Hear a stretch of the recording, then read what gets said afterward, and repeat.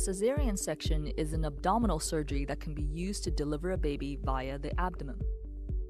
Sometimes it may be necessary to perform this procedure due to complications during a pregnancy or labor, but mothers may also choose to have a planned cesarean section, known as an elective surgery.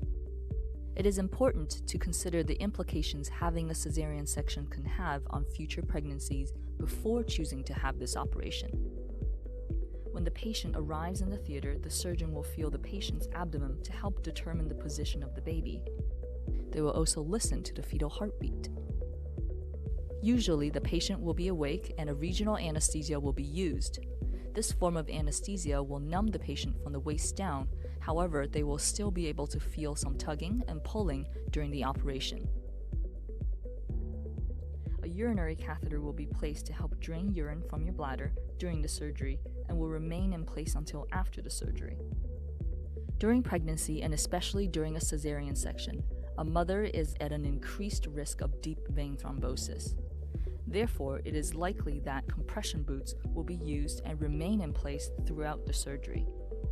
The surgical team will then clean and place surgical drapes on the patient's abdomen, and a screen will be placed at the level of the chest to separate the patient from the open surgery.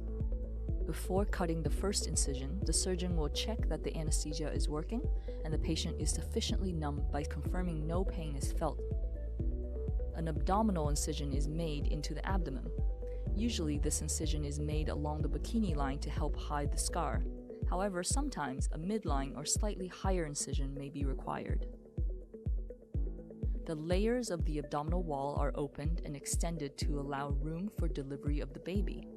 The patient may be aware of a tugging sensation, but it should not be painful. A retractor is placed in the inferior aspect of the incision to hold the bladder out of the way and to protect it. The surgeon will then cut an incision into the lower segment of the uterus. The amniotic sac is then opened and the surgeon will now be able to deliver the baby.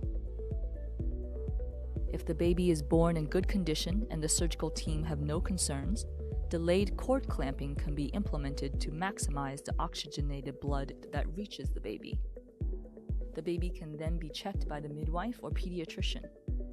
Skin-to-skin contact can be supported in the operating theater if the mother chooses. The placenta will then be delivered and checked.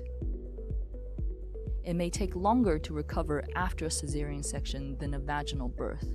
If both mother and baby are doing well, they can normally go home the following day and continue to receive care and support from their midwife and GP.